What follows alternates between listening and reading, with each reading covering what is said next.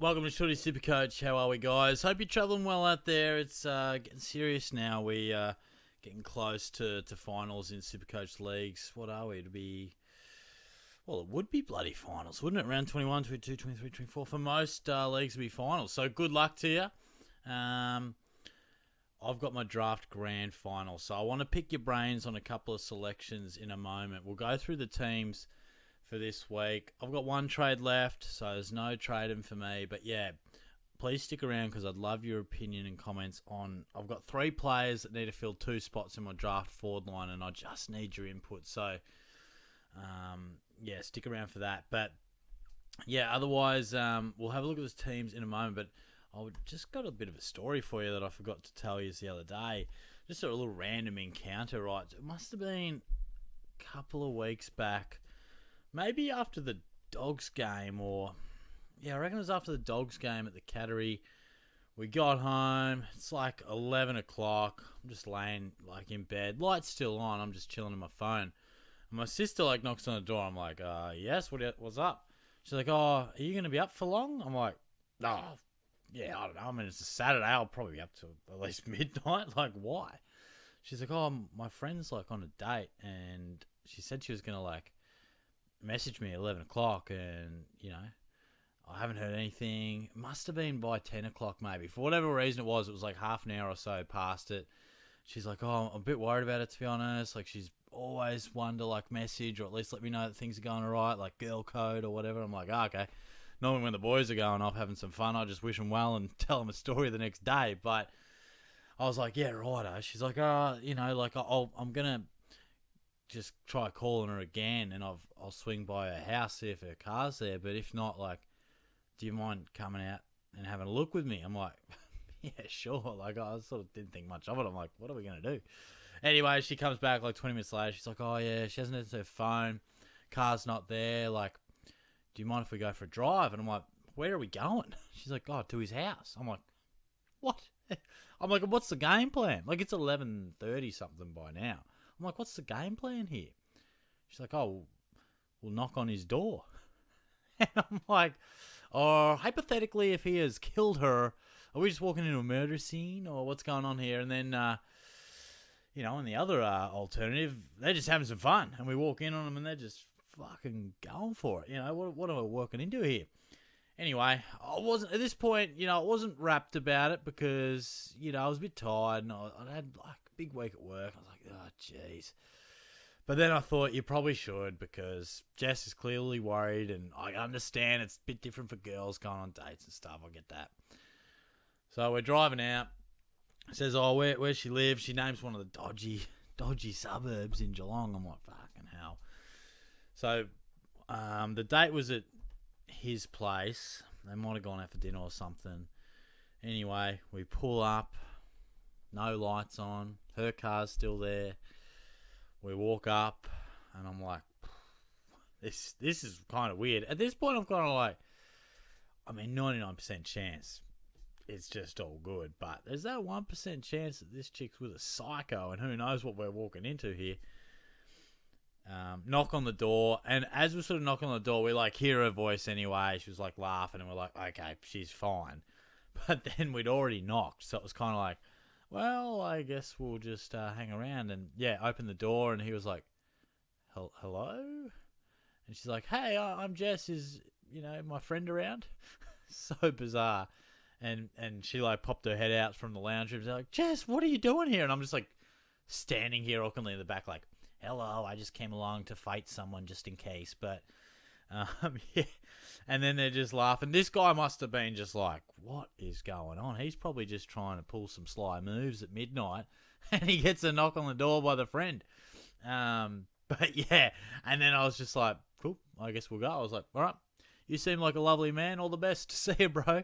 And then they didn't go on another date. He ghosted her. So that's cool. But strange setup. Very strange setup. But, you know, the things you do. So I looked at these teams before because I needed to do my TikTok. But yeah, not too much carnage. Liam Duggan comes in, which is crucial for my draft team. Obviously, there's a few people who had Ridley and they're obviously going to be struggling to replace him because I know a few people said on the live that they just don't have anyone to really trade in, or they got no trades. Nothing too much going on there. I hate this. Reece Stanley, I just hate it. I don't know why.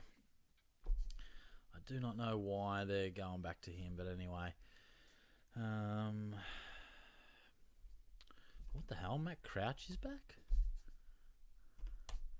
Wow, this...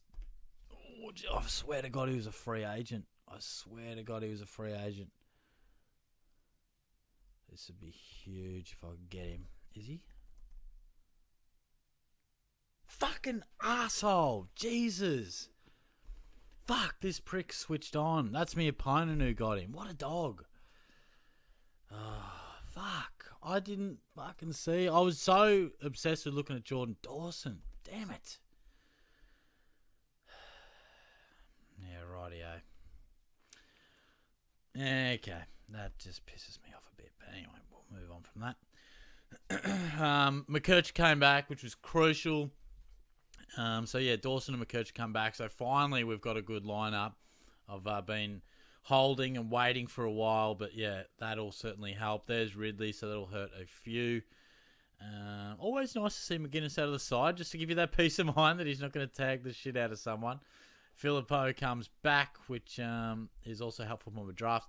I did not know that Crouch was even close to be coming back, so I'll show you my classic team. And I'm thinking I'm going to go Bontempelli, Vice into Sheasel, C. I can definitely see the merit in going Zorko with the C as well. I just don't trust him as much. So we'll chuck McKercher back on there. So Rouse and M9. Rankin will come back next week. Will give me some good coverage in that forward line. But yeah, there is a couple of questions about Filippo. I can certainly see the merit in bringing him in. But by the same token, there is risk associated with it because he's just a young guy. He did look good, but he's small sample size coming back from injury. But certainly some people are struggling for a bit of cash. But yeah, most of the chat was just about, how many trades you got, what's your vice captain and captain looking like. Because yeah, a few people were saying too, if I can trade to upgrade like a Luke Ryan or add a 23rd player, which way would you go?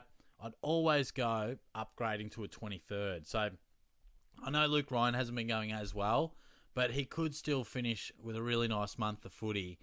And I think you're much better off to have some coverage on your bench with an extra premium, or just hold a trade just in case. Just in case, because you never know.